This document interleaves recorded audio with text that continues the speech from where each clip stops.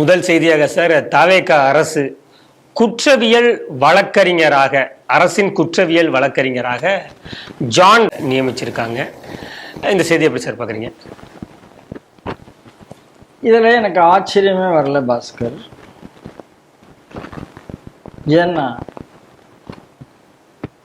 நடப்பது யாருடைய ஆட்சி அப்படிங்கிறது ஜோசப் விஜயனுடைய ஆட்சி. இதை நான் சொல்லலை, அவருடைய கூட்டணி கட்சியில் இன்னைக்கு இருக்கக்கூடிய, நேற்று வரைக்கும் திமுக கூட இருந்து திருமாவளவன் சொன்னார். அவர் என்ன சொன்னார், சினிமாவில் நடிக்கிற வரைக்கும் நீ விஜய் விஜய் விஜய்னா, அரசியலுக்கு வந்தவன ஜோசப் விஜய்னு சொல்லிட்டு சிறுபான்மை ஓட்டெல்லாம் கொண்டு போயிட்டியே, அது திமுகவுக்கு தானே சொந்தம்னாரு. ஏதோ திமுக அதெல்லாம் அவங்கெல்லாம் பட்டயம் போட்டு கொடுத்த மாதிரி. ஜோசப் விஜய் அழகா சர்ச்சில் போனார், முட்டி போட்டு நடந்தார்.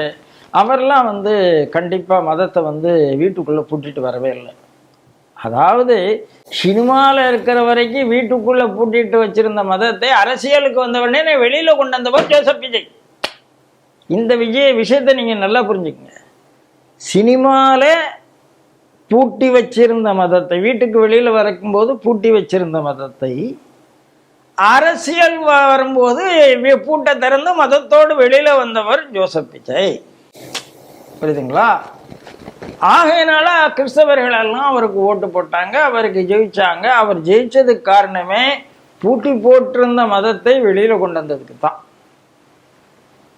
ஆகையினால மதத்தை பூட்டி போடுறதுன்னு ஒன்ன நீயே கட்டி போடுவதற்கு சமம். சரியா? அதை முதல்ல நாம் புரிந்து கொள்ளணும். அதைத்தான் திருமாவளவன் சொல்றார். திருமாவளவன் சொல்லி முடிச்ச உடனே இப்ப ஜான் சத்யனை போட்டிருக்காரு. அவருடைய சீஃப் மினிஸ்டருடைய முக்கியமான பிரின்சிபல் செக்ரட்டரி யாரு? அதாவது அரசியல் ஆலோசகர், முக்கியமான ஆலோசகர். இன்னைக்கு மினிஸ்டர் ரேங்க்ல ஒரு ஆலோசகர் அவருக்கு போட்டிருக்காங்க. யார் அவர்? ஜான் ஆரோக்கியராஜ். ஜான் ஆரோக்கியசாமி. நீங்க இந்த ஏற்கனவே ஆதவ அர்ஜுனா யாரு அப்படிங்கிறது நம்ம மார்டின் குடும்பத்தை சேர்ந்தவர்கள். அவரும் திருமாவளவனும் ரொம்ப நண்பர். அவர் தான் திருமாவளவன் தான் என்னுடைய அரசியல் குரு அப்படின்னா அவர் சொல்லியிருக்கார். திருமாவளவன் ஜிகாதிகள் கூட இருக்கிறாரா, எவாஞ்சலிஸ்டுகள் கூட இருக்கிறாரான்னா யாரு கூட இருக்கிறாருன்னு வேணா நீங்களும் நானும் பட்டிமன்றம் நடத்தலாமே தவிர ரெண்டு பேர் கூட ஈக்குவலா கூட இருக்கிறார். அப்போ அந்த அரசாங்கத்துல ஜான் சத்யனை போட்டதுல எனக்கு பெரிய வித்தியாசம் தெரியவில்லை. அறநிலைத்துறையில ரமேஷ் போட்டிருக்கீங்க, ரொம்ப நல்லவர்னு தான் சொல்றாங்க.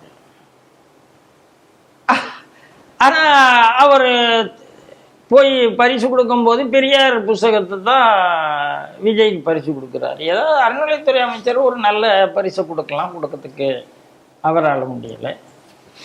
நீங்கள் வரிசையாக பார்த்தீங்கன்னா அப்பாயின்மெண்ட்ஸ் எல்லாம் பார்த்தீங்கன்னா எந்த அளவுக்கு மைனாரிட்டி குறிப்பாக கிறிஸ்தவ சமுதாயத்தை சேர்ந்தவர்கள் மேலே இருக்காங்கன்னு உங்களுக்கு புரியும். இல்லை, அப்படி பார்க்கும்போது ஏஜியா ஒரு ஹிந்து தானே சார் போட்டிருக்காங்க. விஜய் நாராயணன் ஒருத்தர் ஏஜியா போட்டிருக்காங்க. இது எப்படி மதம் சார்ந்து பார்க்கறதா இல்லை அவரெல்லாம் தகுதியோட இருக்காங்க அப்படின்னு பார்க்குறதா? விஜய் நாராயணன் அவருக்கு ஏற்கனவே அவருடைய கேஸ் எல்லாம் ஹேண்டில் பண்ணதுனால போட்டிருக்காங்க. அந்த ஒரே ஒரு கேஸ் நீங்கள் கேஸ் அடிப்படையில் இப்போ இதுக்கு போட்டிருக்காங்க. யாரால் போட்டிருக்காங்கன்னா இந்த லயோலாமணி பாடநூல் கழகத்துக்கு லயோலாமணி இந்த மாதிரி பைத்தியக்காரங்கள் நிறைய வரிசையா வந்துட்டே இருப்பாங்க. இந்த ஜான் சத்யன் ஏற்கனவே இவர் மெட்ராஸ் ஹைகோர்ட் நீதிபதிக்கு பரிந்துரை செய்யப்பட்டு கொலிஜியத்தால் மத்திய அரசாங்கத்தால மறுக்கப்பட்டவர். ஏன் மறுக்கப்பட்டவர்னா, பிரதமர் மோடி மீது அவதூறாக அவர் நிறைய பேசியிருந்தார். அதில் பப்ளிக்கில் வெளியாயிருந்தது, எல்லாமே இருந்தது. அப்போ பிரதமர் மீது அவதூறாக பேசி அதை பிரசுரம் செய்த ஒரு ஜான் சத்யன், ஹைகோர்ட் நீதிபதியாக ரெக்கமெண்ட் செய்யப்பட்டு நிராகரிக்கப்பட்ட ஒரு ஜான் சத்யன் தமிழக அரசு தலைமை குற்றவியல் வழக்கறிஞர் அப்படின்னு வந்தாருன்னா, அப்ப இந்த அரசாங்கம் எதை எதிர்பார்க்கிறது? ஒரு பக்கம் டெல்லியில போய் சமாதானம் பண்றாங்க, ஒரு பக்கம் அவர்களுக்கு வேண்டியவங்க போட்டுறாங்க. நீங்க இந்த வில்சனை திமுக கட்சி போட்டு வச்சிருந்தது, இப்போ யார் இருக்கா? வில்சன் எம்பியா இருக்கிறா, எல்லா கட்சி எல்லா வழக்குகளுக்கும் அவர் தான் போயிட்டு இருந்தாரு. அன்னைக்கு இந்துக்களுக்கு நீதி கிடைக்கவில்லை. நேரடியா கோர்ட்ல உட்கார்ந்துட்டு ஜிஆர் சாமிநாதனை மிரட்டுற அளவுக்கு அவர் பேசினார்.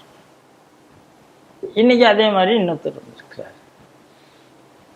எங்க இந்துக்களுக்கு நீதி கிடைக்கும்னு எனக்கு புரியல. அதனால இது எவாஞ்சலிக்கல் அரசாங்கமாக மாறிக்கொண்டிருக்கு. அப்படித்தான் என்னுடைய பார்வை. இந்த அரசாங்கம் மதத்தை பூட்டி வைக்கவில்லை, தைரியமாக வெளியில நடமாடி கொண்டிருக்கிறது. மதத்தின் பேரால் தான் நடந்து கொண்டிருக்கிறது. அதனால மதத்தை பூட்ட வேண்டிய அவசியம் இல்லை என்பதை அரசாங்கம் நிரூபித்துக் கொண்டிருக்கிறதுன்னு